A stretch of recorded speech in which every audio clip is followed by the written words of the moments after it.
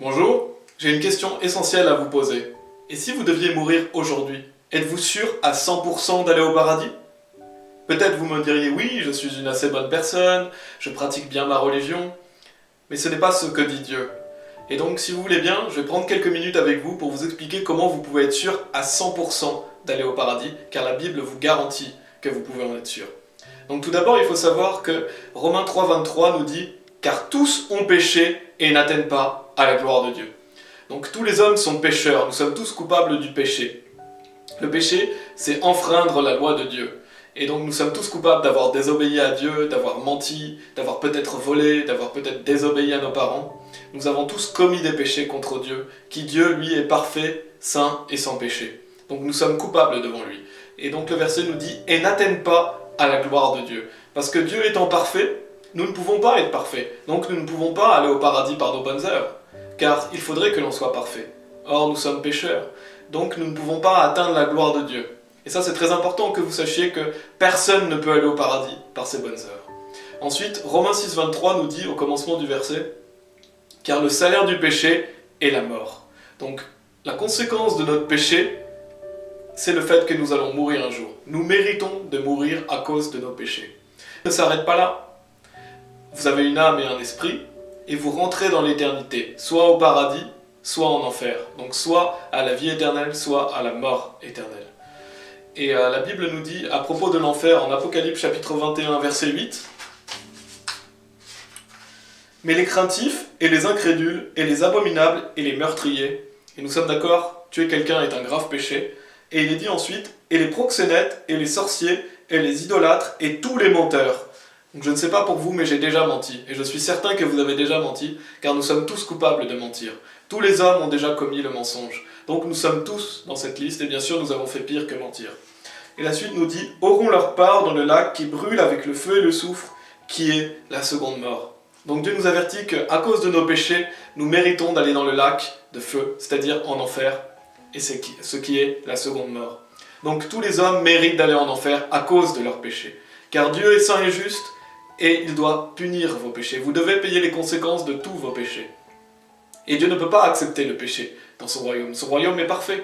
Vous ne pouvez pas rentrer dans le royaume de Dieu avec un seul péché sur vous. Donc, il faut savoir tout d'abord que tous les hommes méritent d'aller en enfer à cause de leurs propres péchés.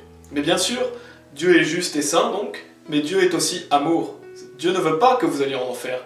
La Bible dit que Dieu veut que tous les hommes soient sauvés. Donc qu'est-ce que Dieu a fait par amour pour vous?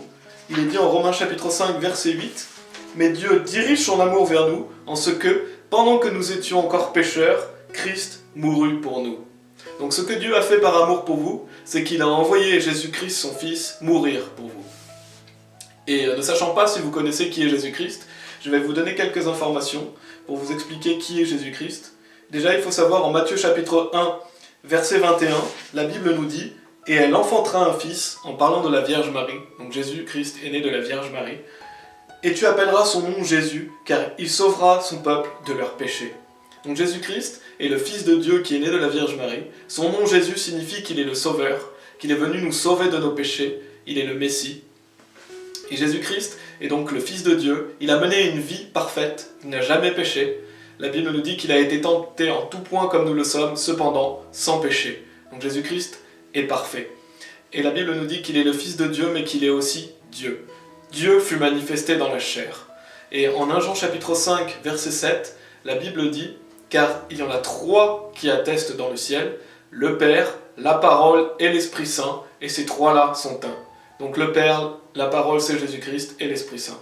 Dieu est trois personnes, un seul Dieu. Donc Jésus-Christ est pleinement le Fils de Dieu, et il est aussi pleinement Dieu. Donc Dieu est venu parmi nous, et des hommes l'ont traité injustement, ils l'ont fouetté, ils se sont moqués de lui, et ils l'ont cloué sur la croix. Et quand Jésus-Christ a été crucifié, la Bible dit en 1 Pierre chapitre 2, verset 24, au début du verset, qu'il lui-même a porté nos péchés en son propre corps sur l'arbre. Ça veut dire que Jésus-Christ est venu mourir pour vos péchés. Il a porté vos péchés sur la croix. Il a porté les péchés de tout le monde, il est mort à la place de tout le monde.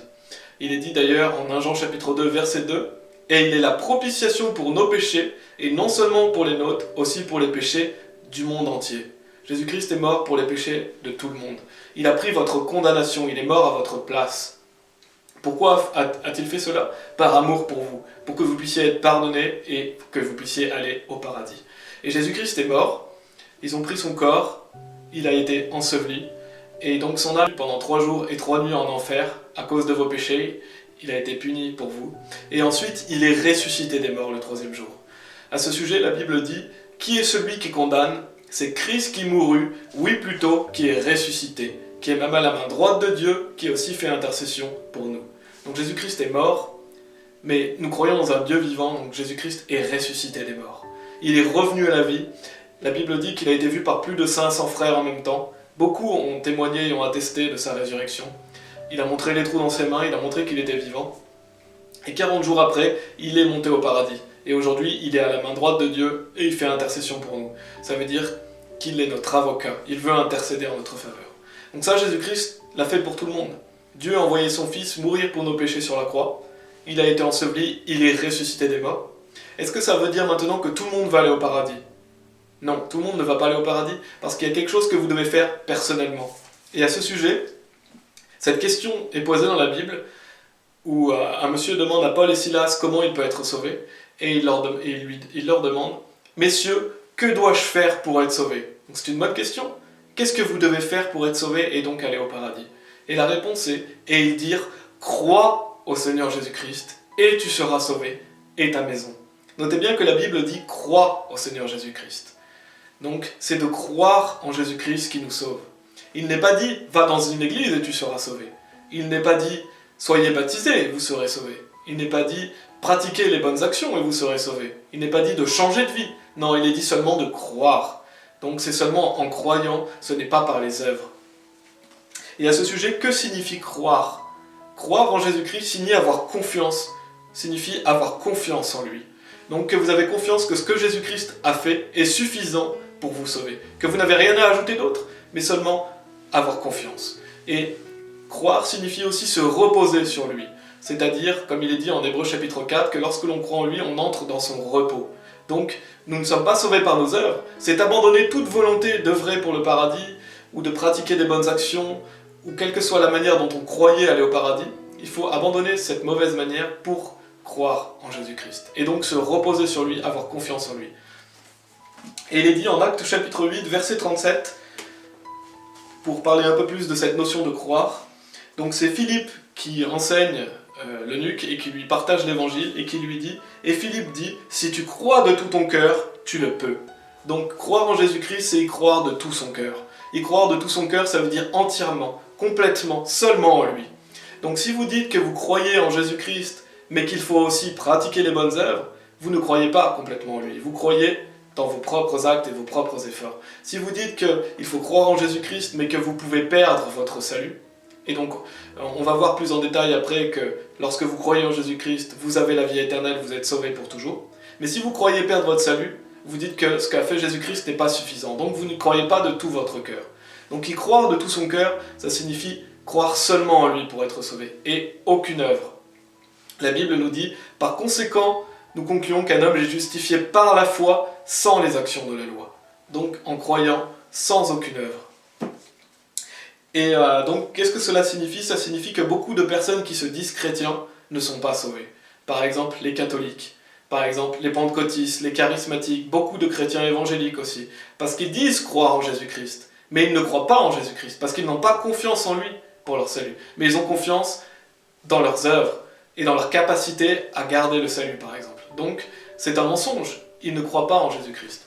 Et à ce sujet, en 1 Jean chapitre 5, au verset 10 et 11, la Bible nous dit « Celui qui croit au Fils de Dieu a le témoignage au-dedans de lui-même. Celui qui ne croit pas Dieu a fait de lui un menteur, parce qu'il n'a pas cru l'attestation que Dieu a donnée de son Fils. Et ceci est l'attestation que Dieu nous a donné la vie éternelle, et cette vie est dans son Fils. » Nous allons revoir après cette notion de vie éternelle, mais je souligne ces versets pour que vous compreniez que le témoignage, l'attestation de Dieu, c'est que Dieu nous donne la vie éternelle, c'est-à-dire que le salut est pour toujours.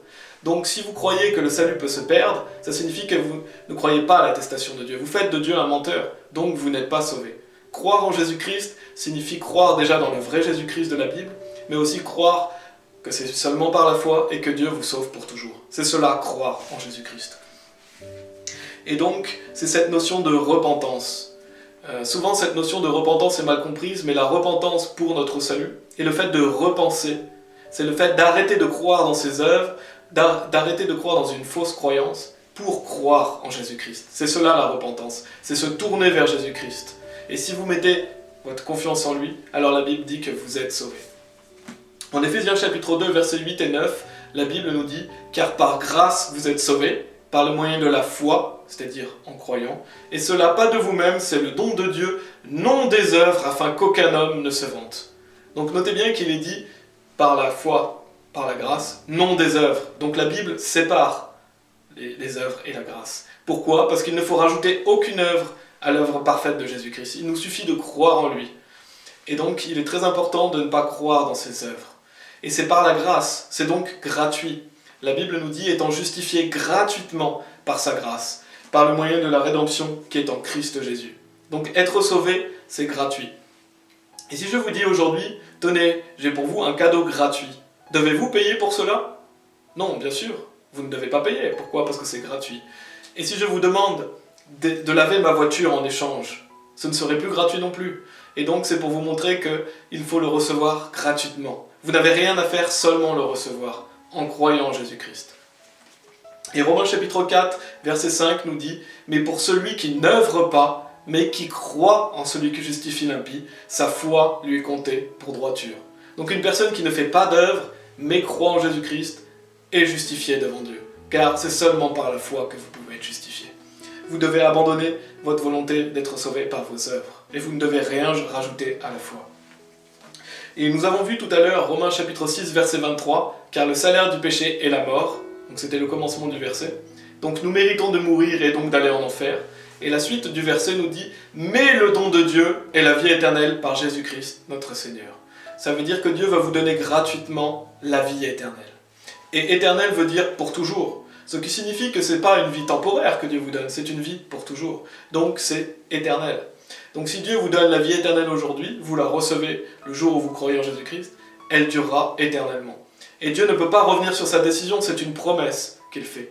Comme il dit dans Tite chapitre 1, verset 2, « Dans l'espérance de la vie éternelle, laquelle Dieu, qui ne peut mentir, a promis avant le commencement du monde. » Dieu ne peut pas mentir, c'est sa promesse. Si vous avez cru en Jésus-Christ, vous êtes certain d'aller au paradis parce que Dieu est fidèle. Ce n'est pas à vous d'être fidèle, c'est Dieu qui est fidèle envers vous. Car seulement Dieu est fidèle.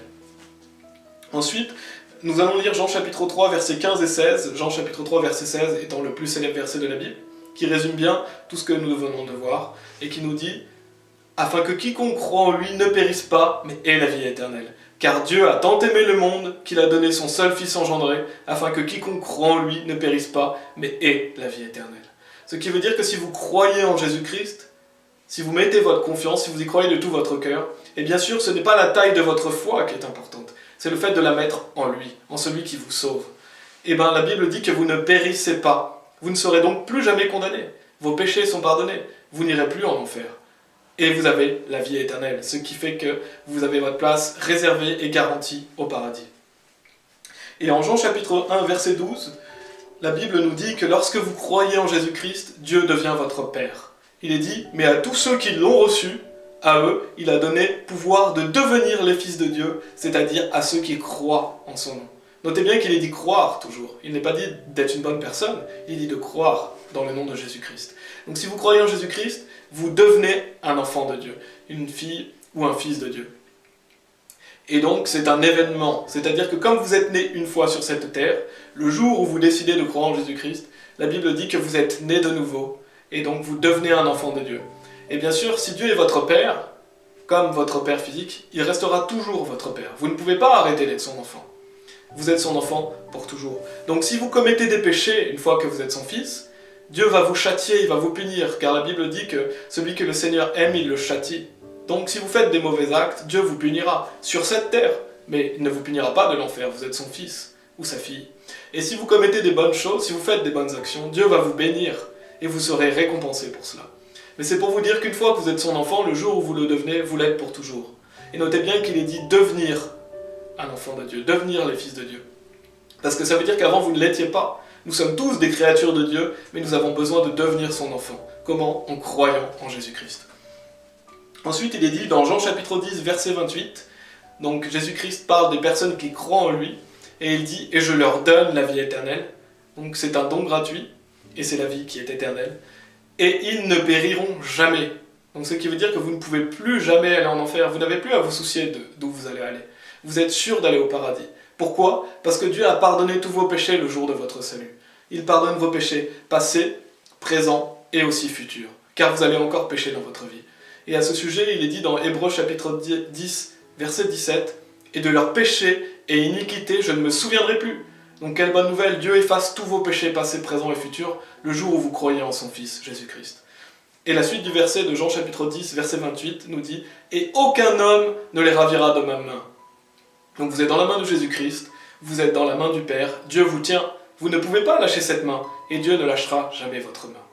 Et le jour où vous avez cru en Jésus-Christ, vous n'arrêterez jamais de croire en lui, parce que la Bible nous dit « L'Esprit lui-même rend témoignage avec notre esprit que nous sommes les enfants de Dieu. » Donc Dieu vous donne le Saint-Esprit lorsque vous croyez en Jésus-Christ. Ce Saint-Esprit, vous en êtes scellé jusqu'au jour de la rédemption, donc il vit en vous pour toujours. Vous ne pouvez pas perdre le Saint-Esprit, vous en êtes scellé. Et ce Saint-Esprit fait que vous vous rappelez toujours que vous êtes un enfant de Dieu. Donc vous pouvez avoir des doutes, mais vous n'arrêterez jamais de croire en Jésus-Christ. C'est pourquoi le salut est un événement. Une fois que vous avez cru, vous y croirez pour toujours. Le fait d'être sauvé est un événement, après vous êtes sauvé pour l'éternité. Donc, pour résumer, si vous croyez en cela, si vous croyez que la Bible est la parole de Dieu, si vous croyez que Jésus-Christ est mort sur la croix pour tous vos péchés, si vous croyez que Jésus-Christ a été enseveli et qu'il est revenu à la vie le 3e jour, si vous croyez que Jésus-Christ est le Fils de Dieu et qu'il est Dieu fait chair, si vous croyez que c'est seulement en croyant en Jésus-Christ, ce n'est pas par les œuvres, vous avez seulement à vous reposer sur lui et abandonner toute volonté d'y aller par vos œuvres, si vous croyez que Dieu vous donne la vie éternelle et qu'il pardonne tous vos péchés, et donc bien sûr que le salut est pour toujours, qu'il ne peut pas se perdre, parce que Dieu est votre Père, Dieu vous fait cette promesse, Dieu vous tient dans sa main, enfin il y a de multiples raisons qui prouvent que le salut est pour toujours. Si vous croyez en cela, je vous invite aujourd'hui à mettre votre confiance en Jésus-Christ. La Bible dit « Car quiconque invoquera le nom du Seigneur sera sauvé ». Donc c'est une promesse, si vous demandez à Dieu de vous sauver, si vous y croyez dans votre cœur, Dieu vous sauve. Donc je vais vous inviter à prier avec moi. Et bien sûr, ce n'est pas la prière qui fait que vous êtes sauvé, c'est seulement le fait d'y croire. Si vous croyez en Jésus-Christ, alors vous serez sauvé. Donc si vous voulez bien, répétez après moi. Seigneur Jésus-Christ, je sais que je suis un pécheur, je sais que je mérite d'être puni, mais je crois que tu es mort sur la croix pour moi, et que tu es ressuscité. Merci Seigneur de me sauver et de me donner la vie éternelle. Par la foi, j'ai confiance en toi seul Seigneur Jésus. Amen. Amen. Félicitations, si vous avez mis votre confiance en Jésus-Christ, vous êtes devenu un enfant de Dieu. Vous êtes sauvé pour toujours. Vous n'avez plus à craindre, vous êtes en paix avec Dieu. Et à ce sujet, en 1 Jean chapitre 5, verset 13, la Bible nous dit « Ces choses, je les ai écrites à vous qui croyez au nom du Fils de Dieu, afin que vous puissiez savoir que vous avez la vie éternelle, et afin que vous puissiez croire au nom du Fils de Dieu. » Donc si vous avez cru au nom du Fils de Dieu, vous pouvez savoir que vous avez la vie éternelle. C'est au moment présent. Vous avez la vie éternelle si vous croyez en Jésus-Christ. Ce qui veut dire que vous l'avez reçu aujourd'hui et vous l'aurez pour toujours. Vous êtes sauvés éternellement.